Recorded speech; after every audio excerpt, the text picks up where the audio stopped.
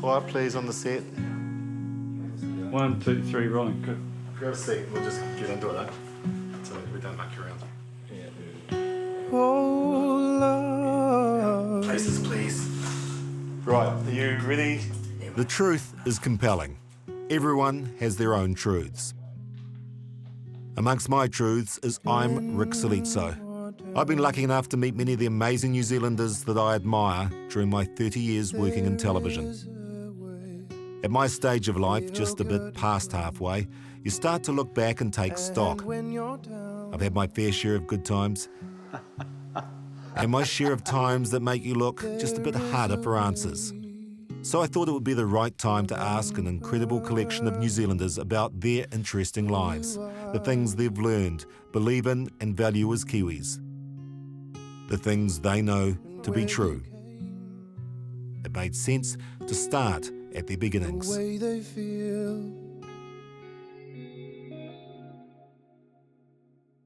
My dad said you can do anything. Long before there was the girls can do anything message on TV, my dad said you can do anything. You can even bend a spoon with your mind. And I was like, wow. Tried it. Didn't nail that one, but you know, you think if you've got a good dad, you think what he says is gospel. So I thought I could do anything. And I can remember sitting in the dressing room next to Winneray. I said, I'm bloody desperate to get out there and start so I can say I've been an All Black. I'm scared I'm going to break my leg, fall over or something going out there. And it was when you put the jersey on, to me that was the, I'm now. And every time you go to put that jersey on, right through my career, it was always, you don't come second in this one, boy. You know, the piano man brought it in and got to making a cup of tea pretty quickly, which left the front of the piano open once it was sort of vaguely in place. And I remember just sort of lying down looking at the harp and then holding the pedal down and hearing this echoey noise and then just going strum, strum, strum. It was like being in a movie or something. There was just something totally magical about it. It was a really pure experience. So that seemed to me to be a really uplifting thing. As far as the rest of the world was concerned, it was daydreaming. I think if you tap into them, scratch any artist, you'll find it. Somewhere in their lives they would have been labelled a daydreamer, which, you know, has connotations in those days of laziness and uselessness. And so I sought to prove otherwise.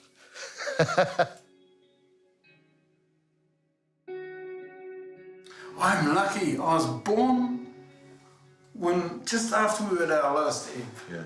All right. And we didn't realise at that time we were at our lowest ebb, but I mean, there's only 20,000 something Maoris, 40,000 left. Tuberculosis killed us. Sanitariums. Maoris said, don't go to hospital, you don't come out. Said we were nearly wiped out, you know? And we were sick and poor and discriminated against and no jobs or low jobs and stuff like this, no language. No thing, and then we fought back. I can remember getting the same lecture, actually, many times from my dad when I was naughty, and I was a bit. And he would sit me down on his knee and he would say, you know, there are 5 things that are really important for you to remember. And the first thing was you need to have an understanding of tolerance. You need to have integrity. You need to have a sense of humour. And you need to have an understanding of the divine human comedy. That's 4 things. There's one other which I can't remember. But I think he was talking really about understanding how we all have a part to play in this world of ours, and that we need to look out for other people. The other thing was kindliness.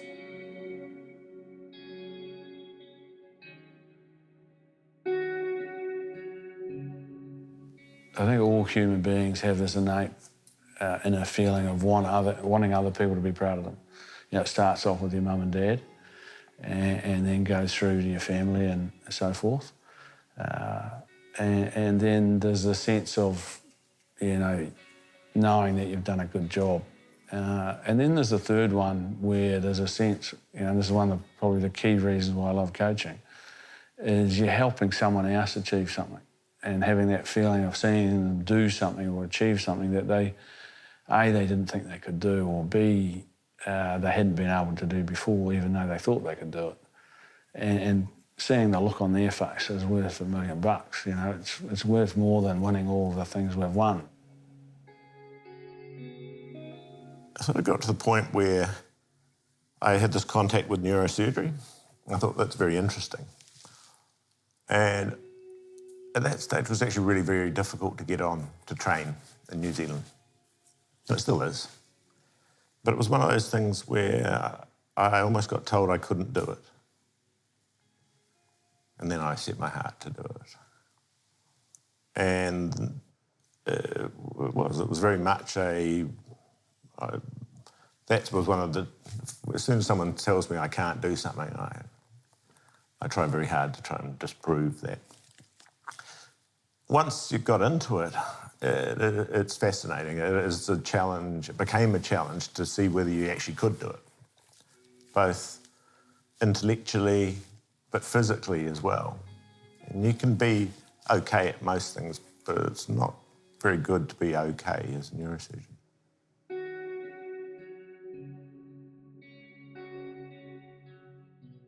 And then Mum comes running out, no bra on, just this white singlet and this lava. Spear tackles me, right, takes me down because she heard it on the radio, so I hadn't told her or Dad.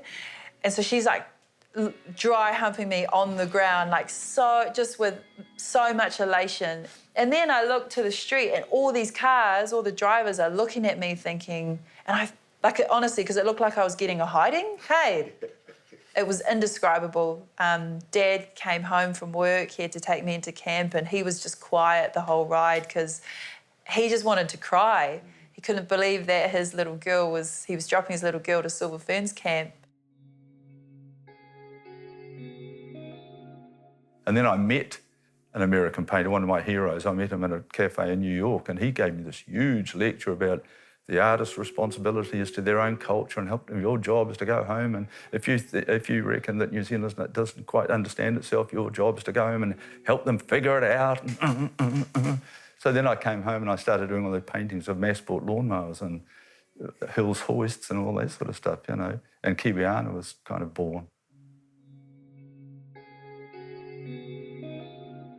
We grew up with a sort of appreciation of the way music makes the room light up, you know, and how people lose their inhibitions and have fun. Sometimes it ends, you know, there's the odd drunk that gets a bit sort of grumpy or nasty, but, you know, generally speaking, we understood how to, you know, have fun in a purposeful way and kind of with a little bit of sense of mischief thrown in.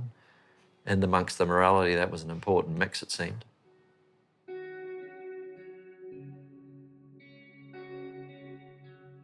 I'm not a trained designer. I didn't go to a university, and yet here I sit. And for me, it is all about having a belief, even though the whole way through creating what I have created, I've had the biggest self-doubt. The accident was never sort of brought up when we were young, when I was younger, and I never really needed to know because I just thought of myself as everyone else. But the biggest moment for me of closure between us was in Beijing, and I won my first gold medal. And Dad's quite a bit of he's a hard-ass man, you know. He came from that era of he had to work for himself. He cried, and he's never cried before, or I've never seen him cry. And he shed a tear in the stands, and I just looked at him when I was listening to National Anthem, and it's a moment that can never be taken away, and it's a moment that was closure of what happened between us.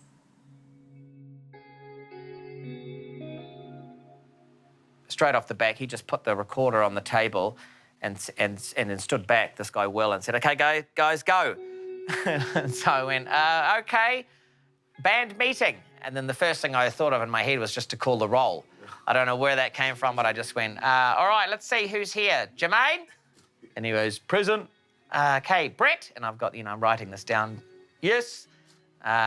"Say present." "Present." "All right, well, that's how you do it." "And Brian, present." "All right, so we're all here. Okay, now." And then we just made it up.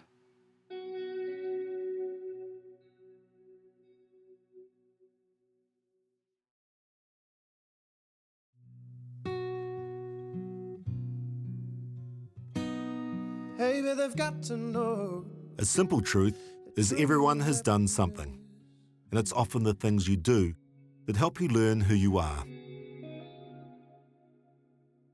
I knew it was a race, myself versus Pocock, and I just needed the right bounce, and there was a decision that I had to make, the only decision, and that was whether to tow it ahead or bend over and pick it up. But I thought that he may have tackled me if I picked it up, so I decided to tow it, and I was just hoping for a perfect bounce, and it just happened. So, the best feeling, can't describe it. Like, I just remember trying to get up, and the bus had jumped on me and Sonny, and couldn't celebrate, but it was just unbelievable. And then I think we still had 30 seconds of play left, but I was just grinning the whole time.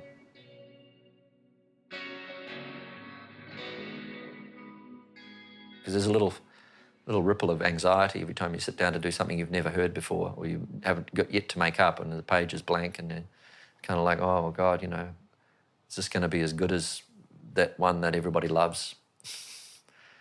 Or even the last thing I did. And, but I'm sort of through that hump really now. I just sort of figure if it's usually pretty boring before it gets really good. So you just kind of let yourself be a bit ordinary for a few days, and then you find a flash, and then you get a roll on, and I end up over it, enthusing at the end of a night, and play the song I've just written 100 times before I go to bed, and I can't sleep. And then the next day I have a terrible crash, and I think it's rubbish because I'm so tired, and I overdid it the night before. So.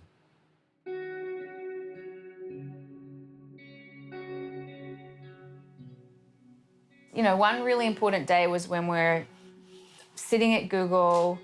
The number 2 guy, I guess the number 3 guy at Google, is sitting opposite me, and he says, "We're interested in acquiring your company. Come back in tomorrow. I'll give you a term sheet." So that was sort of a whoa. And then that next morning, when they hand over a piece of paper, and my husband and co-founder was with me at that point, and you skim through it and you see a number on the paper, and that was just like we couldn't even react because we had to act like whatever, we're not interested. But the truth was, internally, you're like, oh, holy shit.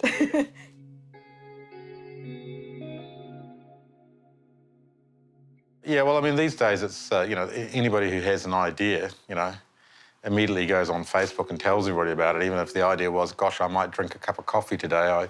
I ordered a coffee, I will take a photo of it and put it on Facebook because, apparently the world's a better place knowing that Glenn Martin drank a cappuccino today.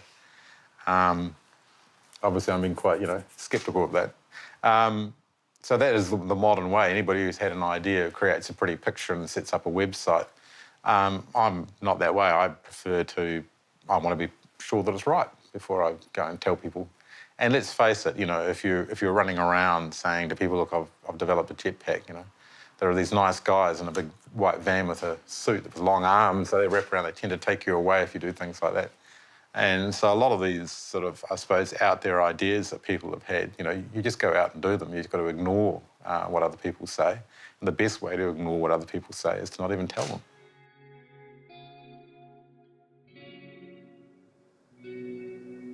Okay, so I had turned down about 8 offers over the years to join a political party, and most of them asked me. I had no intention of going anywhere near the parliament. I was just happy working with iwi, creating opportunities and stuff like that. Then, of course, the foreshore and seabed action by Labour Party disgusted us, so we marched. As we marched, we shouted, "Form a party!" And I was one of the loudest yelling, so I got stuck with the job. That's really how it happened. always said aim big, and if you don't get there, you don't get there. But at least you can. You paint the picture, and then you're trying to make a decision and try and make it work. Was kind of one of the things as well. So whether it's the right plan or wrong plan, if you believe in it, you got half a chance of being able to be successful. And I don't know. I sort of thought that was how I liked the game to be played when I was a kid growing up, and not just cricket, like all sports. It's hard to be able to maintain that when you're in the public eye at times as well, and that's one thing I've sort of said to my kids too, that as hopefully you become more successful, people are going to challenge that stance all the way through, but you've got to remain authentic to yourself.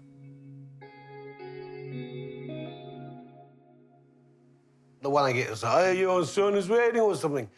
And the first thing you do is say, nah, it's my cousin. And they go, no, it's you. But then they're smiling, they're laughing, and then that's all you got to do.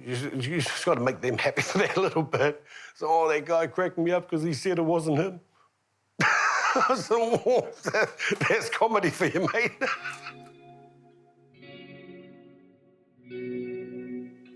If a boy has done wrong, don't give him a massive lecture. It's just going blah, blah, blah, blah, blah. Just go straight to the point. That's bullshit. Don't do that. You're pissing everyone off. Finish. I mean, I know in terms of conflicts that occur in schools, I mean, when the boys have a bit of a conflict, sometimes it finishes up with a blood nose, but the next day she's all over. Girls, it will go on. What's all this? What are you on about? Oh, she's a bitch. What do you mean? Oh, I don't know. Something happened in year 9. You're year 13 now. What's that? Get over it. And then the second song I wrote was Be Mine Tonight. So that worked.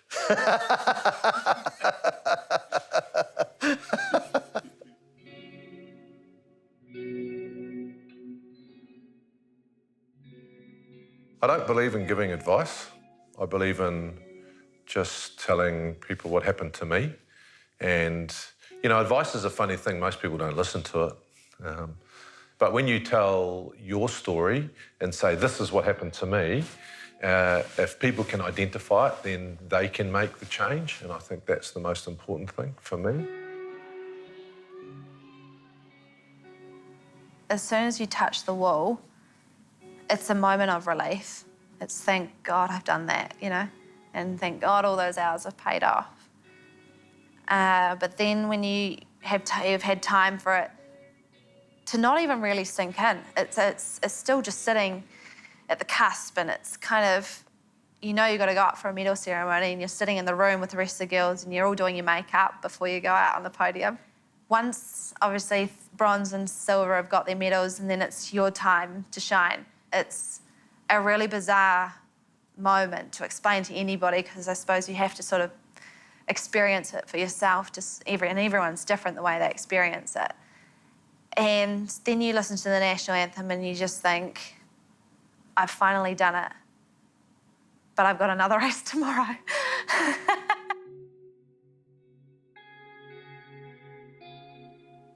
It is also an area where you see many random acts of kindness and heroism and good, decent people. If you work in courts and in the law, as I have done for so long, there are many, many people like that. And there's been very, very few people, seriously, in my time that I could say were motivated by evil rather than plain stupidity.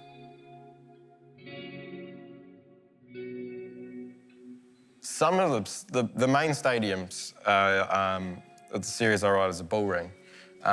In Mexico, we go, there's 40,000 people in this one bull ring. It is actually crazy because the bull ring's so small, it only just fits our stuff, and you just got an insane amount of people. There's a whole different energy and atmosphere in there. But yeah, like a lot of the events are 20, 30, 40,000. One of them we rode in Brazil was free and there was 100,000 people. It was just crazy amount of people. It's funny. I really don't like groups of people. I don't know if it's because of that or what, but I like being by myself and just chilling out.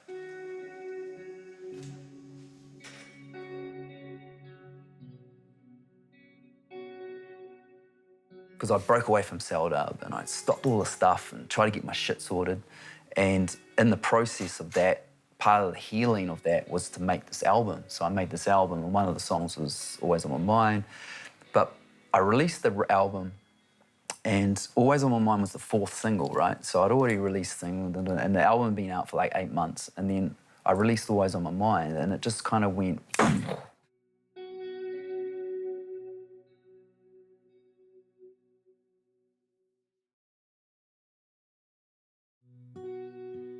The way they feel.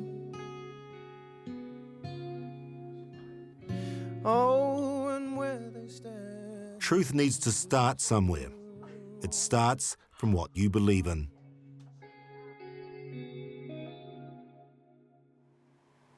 I definitely think my work ethic came from growing up on a dairy farm.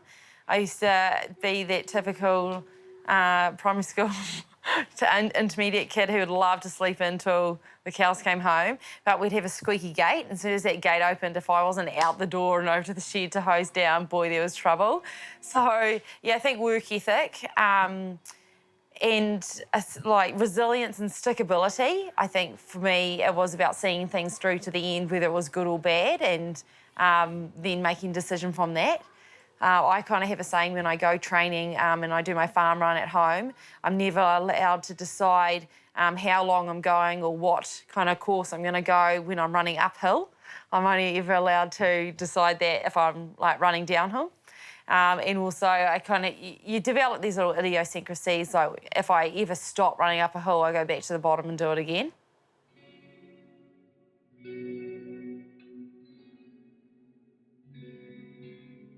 You know, I think back to boarding school, and the one thing I think about is that you had 2 drawers next to your bed. That was it. It had all your kit in it. That had your uniform, that had your running gear. It probably had a funny little clock or something, you know, something. And it was those were all your possessions in the world. And I don't know, and the one thing that I learned about boarding school, I guess, that is that you never steal and you never lie. And those are 2 things for me that, you know, I can't work. You know, I was born with a really serious, good quality conscience. And I think that serves me really well. But 2 things in life that I really hold true is that you don't lie and you don't take something that's not yours.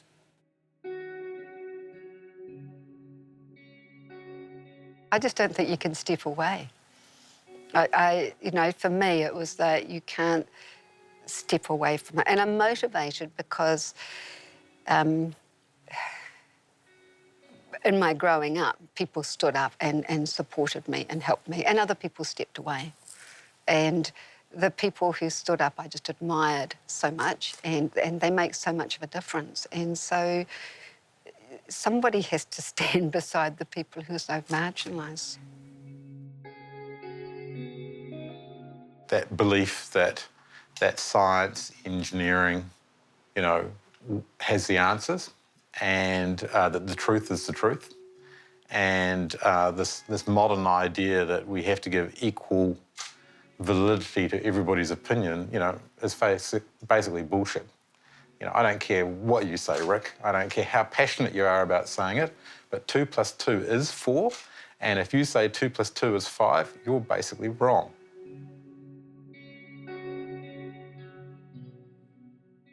Well, I'm going to be real. I'm going to be real. So sometimes being real means that you get emotional as a result of what you just said or what someone else is saying. And that's the way I've always been. I've always been real and sort of connect with someone or you know, or a very good listener. So that's when the emotions go, oh, shit. Oh, it just hurts me. But I do realise becoming a father, I've just been that much softer. Just get enough time to lie on your back and stare at the blue sky and imagine and dream, because that's where you'll land. If you dream about it and you care about it enough to devote enough of your mental contemplation of it, then you will achieve it. I've never met anyone, I can guarantee there's nobody who hasn't dreamed of something that they haven't achieved. And I mean dream it, not think about it, but actually passionately dream about it and want it. If you do that, you get there. And having the conversations that are tough. You know, I think that's being honest with yourself as well. And, you know, every morning when us men have a shave, that's a great opportunity to have a conversation because you can't lie to that person. And, you know, I think it's something that once we learn that, we become better people.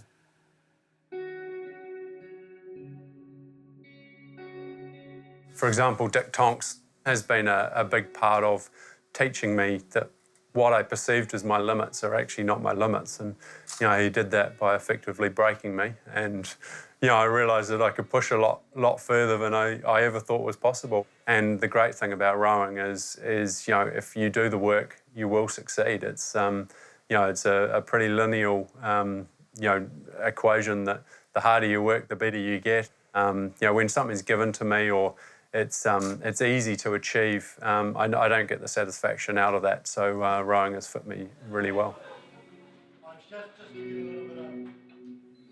And then when I did all that ticky work, it was because it suddenly dawned on me that Europeans weren't allowed to do Maori art. And I thought, well, Ralph Hotery's doing European art. I thought, surely it's got to go the other way. So, I mean, at the minute, my radar works.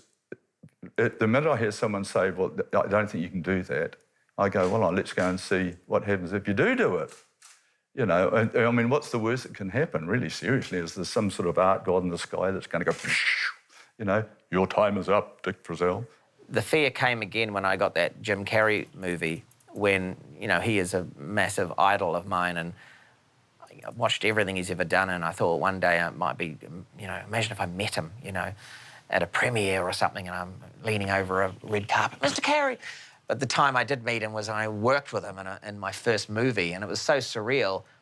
And I would come home to Rosie at night and then, you know, she'll remember this and I used to just tell her that, you know, I've failed, you know, I shouldn't be in this, they're going to kick me out at any minute, I'm an idiot, I look stupid, you know, and... Worse than that, you thought that they'd booked the wrong person. You thought that they were going to figure out one day that they'd actually booked the wrong actor. Yeah.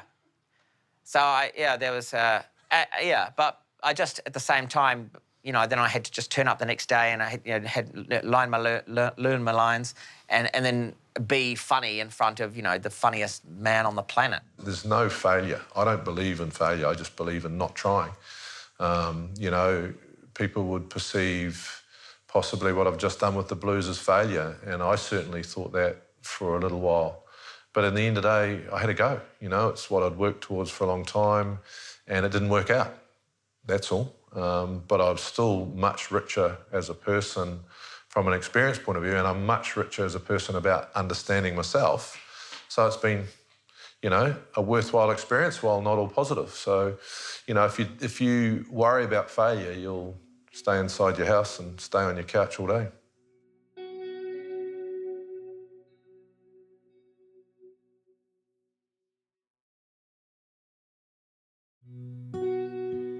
The way they feel. We find beauty and peace in the most unusual places. The things that stop us in our tracks, that take our breath away.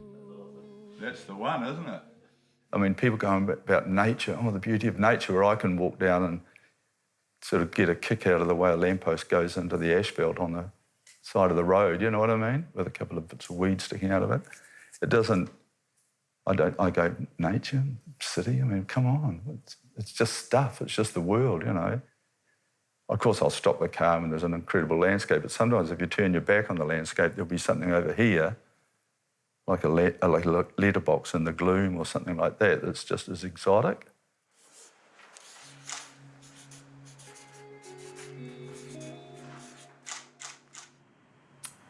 I believe that beauty is seen through the eye of the heart. So when I think about, if I talk about picking up a cup or an embroidery, it's because I've had an emotional response to it. It's because something about it has gone, oh.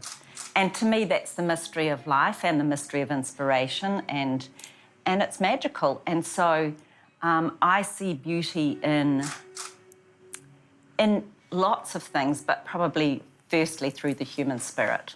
the wonder of creation. There's many beautiful places on earth, and then sometimes it can be in somebody's, basement when you're putting a good roof down. There's great beauty in that as well. So I always think that there's something about living in the grimy north of England that's created a lot of really good art, because I think people go indoors to go and create beauty themselves because they don't get a lot of it outdoors in the middle of a dark winter. So sometimes having a lot of beauty around you is not a good thing for creativity, because it means that you sort of just end up skiving off, going to the beach. I walked past, a couple of people who were down on their luck, sitting outside, this is K Road, sitting outside a pub on K Road that you probably wouldn't go into. And this guy was stoked, and they'd had a few. They had a bit of a glow on. And he had his girlfriend who was saying, I've done it, mate, I put it $10 and I got 20 back, And he was so stoked. And I walked past going, shit, that's not a lot of money, But to them, it's like they'd won the lottery. So I find beauty in people's enthusiasm, whatever it is. But boy, did I see beauty in the people that we saw, the people the woman who would come and tell you the story of their life and then thank you profusely for just showing care of giving up half an hour of your time. And the love that people had for their children and their desire to be better. Surfing, man. I mean, that's like, whoa! And when you can get out there and you get paddle out, boom, boom, you're getting slammed, and you get out there and you get past the break and you're sitting right there in that sweet spot, and it's just, you're watching these beautiful waves come rolling in and you're sitting on that and you watch it just go. Fly fishing's just I think it's probably like what surfing is to surfers. I think if you find, or maybe golfing to golfers, I don't know, but I like walking up a river, and I love the anticipation, and I love that it's a discipline and that you're constantly learning and trying every cast you're trying to improve on.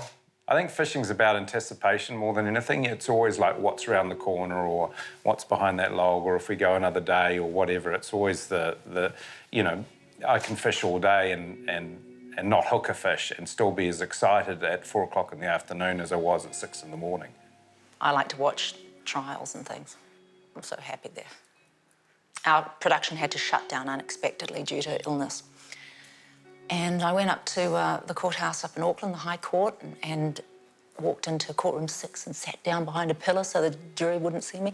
And I'm wearing like glasses and things, looking like a church lady. And then when I work, if I was in Louisiana, and I don't know anybody on the production yet, and I'm only working a couple of days a week maybe, go and sit in the courthouse. Before long, I know all I know the judges, I know the assistants, I know the bailiffs, get familiar with the trials. You learn a lot about other communities, poor black communities in the South of America. You see what poverty does, you see dignity. And then you learn about yourself. You go, I think that guy's telling the truth. And you learn he is not. Because if he was raised where truth could get you killed, he has learned from 2, 3, 4 years old that lying is the only thing that's going to help you survive. So, yeah, you just learn that you don't know nothing about no one.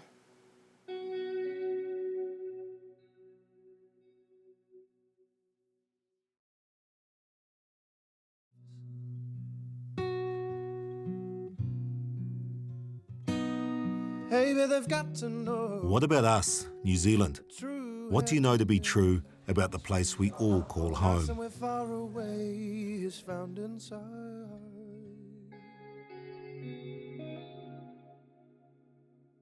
Our guitarist in the band, Irish, Joe Walsh, got his New Zealand citizenship.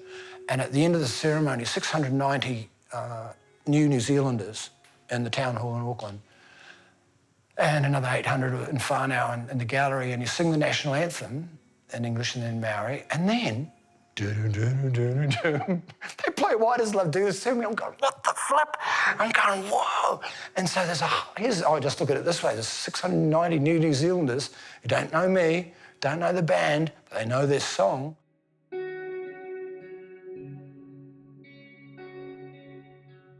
Why New Zealand, so far away? So I was born in Makkah, Saudi Arabia, where my father was studying towards Islamic law degree. Once he finished, we went back home to Sierra Leone, West Africa, and it was really during the Civil War that the reason why we migrated away from home was because of that, to get away from that. So we were quite fortunate in the sense that under the UNHCR refugee quota program, they selected New Zealand.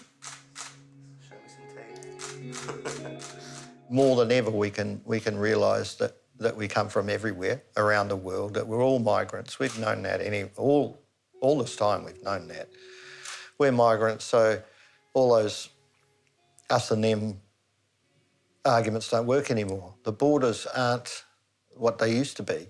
The borders are borders of the mind and the borders of ignorance. And the fact that we are living in an awesome country, and generally the people that I see and meet all around this country are really beautiful, positive, happy people trying to get on with a positive and beautiful life, you know what I mean?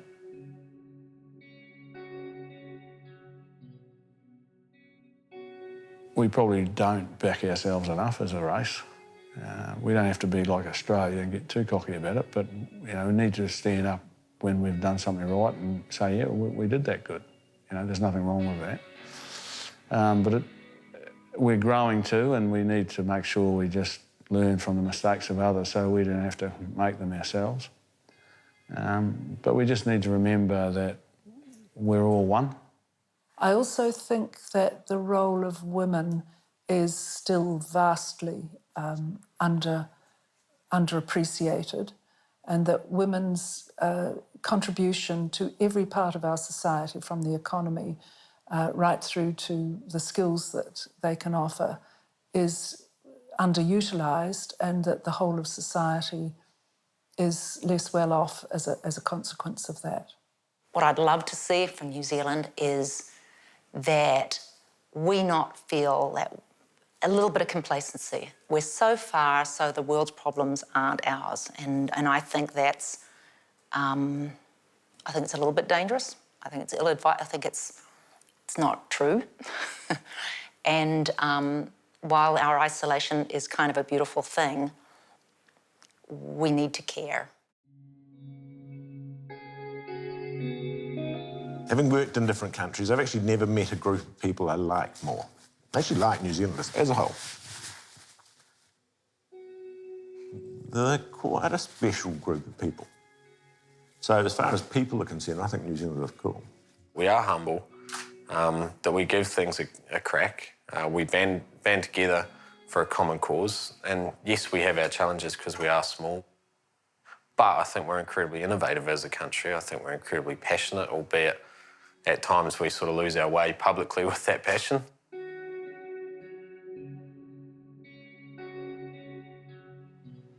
New Zealand, I believe, is as confident and as good at entertainment as they are at sports now, because I feel like we've definitely got a thing that the world.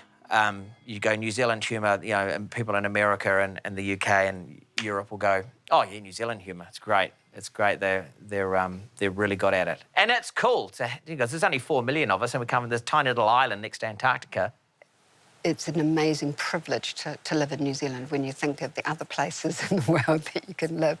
But it has a sort of dark underbelly, and I think one of the big issues around us is our violence, our levels of violence, which are quite phenomenal and scary, really, really scary. And I think that under a lot of our things around poverty and a lot of the issues, drug and alcohol, all of those things, that the violence that bubbles up beneath our surface, and whether that's about mental health or I'm not actually sure where it comes from, this violence that's in there. And what would make this probably a perfect country is that's the one thing that really destroys that and will continue to eat away at us if we don't find ways to be different.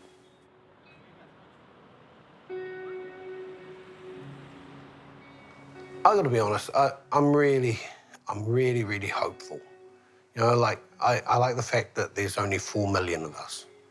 I like the fact that we put ourselves down. I like the fact that we're at the bottom of the earth.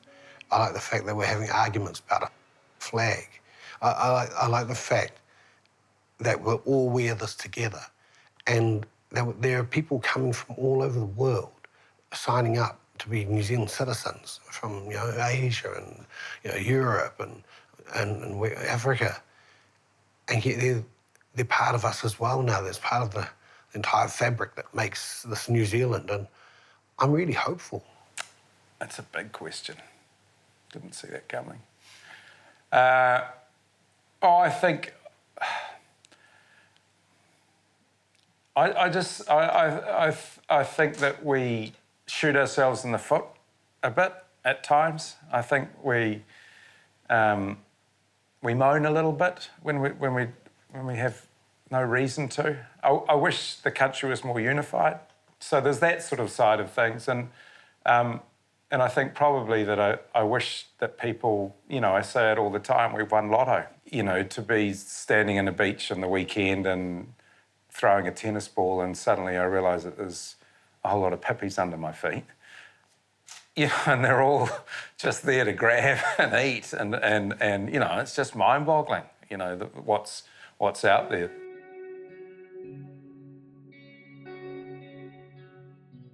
I love the people, you know, and I love the laid-back, casual attitude. I think probably the only thing, and that's showing my age, and this is an indictment on me, not on the circumstance of New Zealand, is we've gone from being a nation of very humble people who, when you're asked, are you good at anything, you're very self-effacing, no, mate, not me, to being people who are not particularly good at anything, saying, look at me, look at my Facebook page, aren't I brilliant?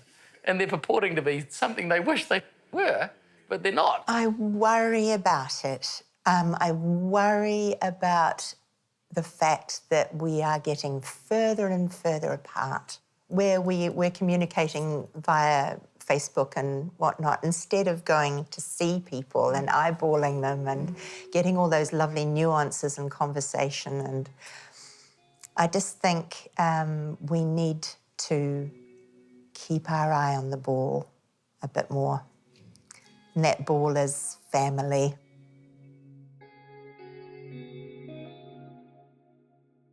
The younger ones now, I don't know, but it's all g'day Pine Tree, or that's Colin Meads, you know, they yell out to you. And it's just nice to be in Tikawiti and be Colin Meads rather than the All Black. Go to the club and no one shouts you any beers, you've got to buy your own or shout them. You go to Auckland, everyone's shouting you, yeah, well, most of the time.